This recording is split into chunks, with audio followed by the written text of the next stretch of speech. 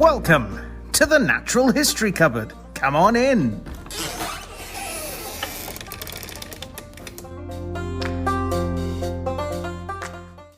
Hello.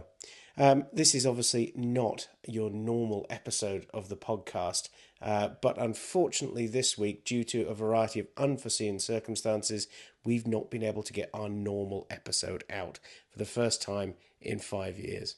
So basically what we've been able to do is put together a mini episode for you guys so that you still get something, our loyal fan base, to basically say thank you for tuning in. So please join with me as we go and look at the history and the discovery of migration in birds.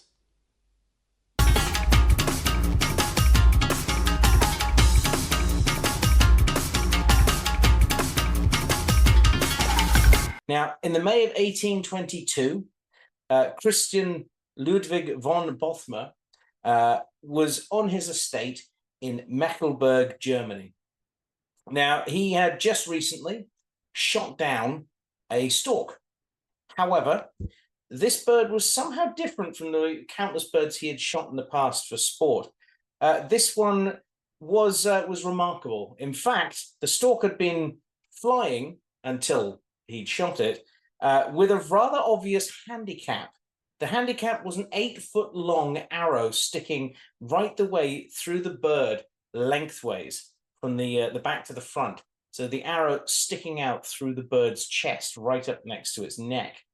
The arrow jutting out had apparently missed all of its vital organs, and the arrow was something odd as well. It's something that wasn't normally seen by most people in that part of Germany in 1822.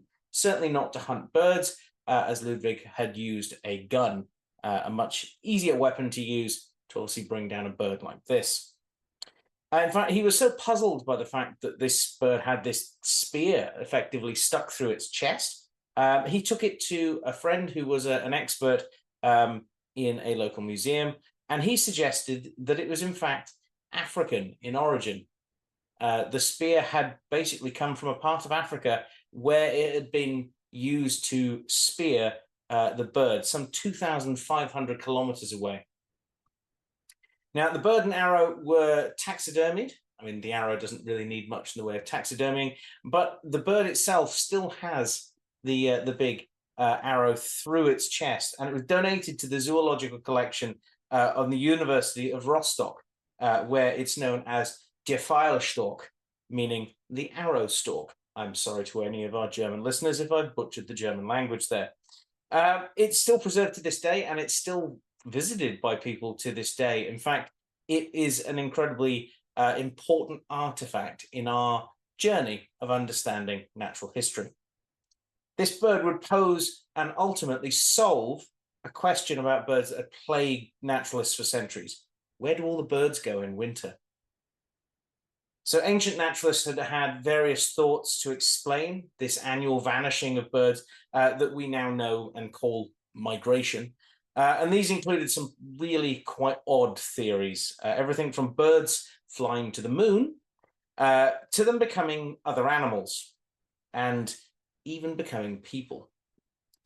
One of the most famous people to actually ponder this question for a long period of time was Aristotle. Aristotle actually had 3 theories on the subject, along with a lot of other people at this particular point in history. One of them that was popularized by Aristotle and others is that they would turn into other things, other creatures. They would change color or just change shape entirely. So this worked quite well when looking at species like redstarts and robins. 2 birds, very similar in shape and appearance. The redstarts would disappear during the winter and the robins would stay around. So it was thought that basically redstarts turned into robins during the winter, and some of them stayed as robins through the rest of the year as well. Doesn't seem so far-fetched when you think about it, although doesn't work with our understanding today. But this idea morphed with a lot of people sort of talking their own ideas into it. Over the centuries, it would change along the way into birds morphing into plants, into wood, into fish, and even into humans, which just makes me think that there was some people acting like pigeons at some point, and they weren't yet. That's got to be it. So this transmutation, as it's called, was especially popular as well because it helped with many religious views as well. In fact, the Christian clergy and the church were particularly happy with it for the simple reason that barnacle geese, which get their name because they supposedly sprung from goose barnacles, a species of barnacle that grows on the side of timber in the sea, were basically seen as wood. They came from those goose barnacles, popped out of them, and that meant that the birds themselves were technically vegetables. So this fitted perfectly with them being able to have a meatless feast at religious festival times, a way of basically getting around the rules so that you can still have a goose for dinner. So another theory that was also believed by Aristotle was that birds would hibernate. And this is kind of close to the truth with some species. Lots of mammals hibernate. And Aristotle, as well as many others, would have seen bears, wolves, and other European mammals that would hibernate throughout the winter. And in fact, some birds do actually hibernate to an extent. There is a bird from North America called common porwheel that is known to hibernate, but this is one of only a very few species globally. And of course, the ancient Greeks wouldn't have seen any North American birds. It was assumed by Aristotle, as well as many other people, that swallows, amongst some species, would actually hibernate in the mud at the bottom of rivers underwater. There was also, this led to them being thought to actually transmutate into fish as well during the winter and just sleep down in the mud. So getting far more less realistic as we go on. There was also some thought that some species would completely shed their feathers and burrow into holes underground as well to go to sleep. Although why they had to get rid of their feathers completely is beyond me. One other theory as to where birds went is that they simply just disappeared somewhere else. This theory, however, was dialed up to 11 in the 17th century by a minister and scientist, Charles Morton, who thought the most logical location for birds to be disappearing was, of course, the moon. Makes perfect sense. It seems like a lovely place to visit.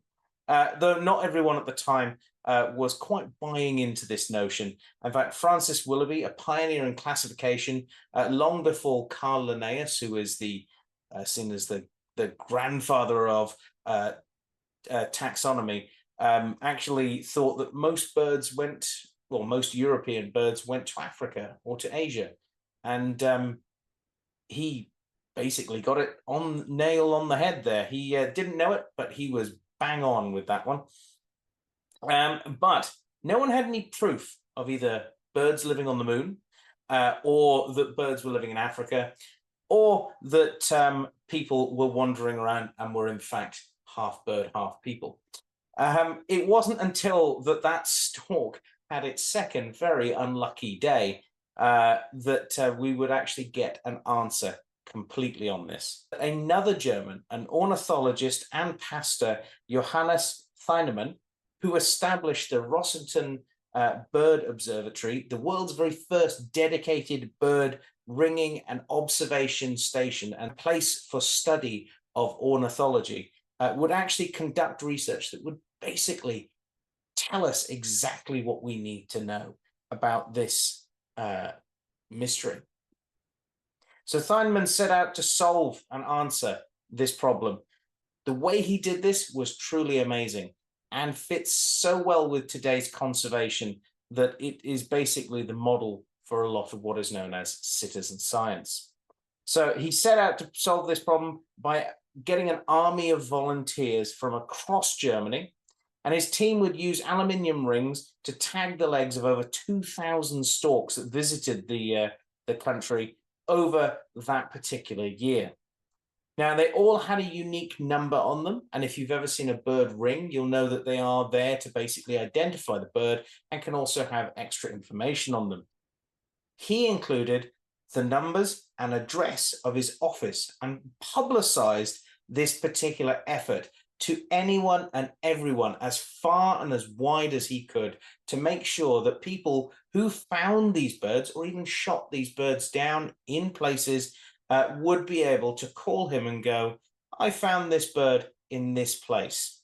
And it worked. Not only did he get some answers back, but he got a lot of information back as well. Between the years of 1908 and 1913, he received 178 rings, 48 of which were found in Africa. And from this information, he was able to plot the very first migration routes of birds, showing that during our winter in the Northern Hemisphere, these birds disappeared off to Africa to outwinter us in a far warmer, far nicer climate. This basically gave us our modern day view of migration. And this was the first of many interesting research successes that Feynman went on to have with his research institute. And it also paints how important citizen science is. It is a tool that is used today to basically get people involved from all walks of life and to get them collecting data and changing the face of science through the information that is collected. So you yourself may be the next person who discovers that next great step that changes our very view of the natural world.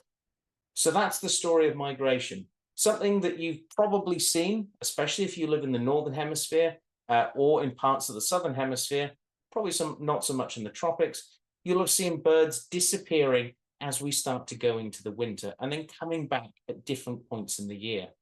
A truly stunning thing that makes the change of the seasons an absolute wonder to behold every single year.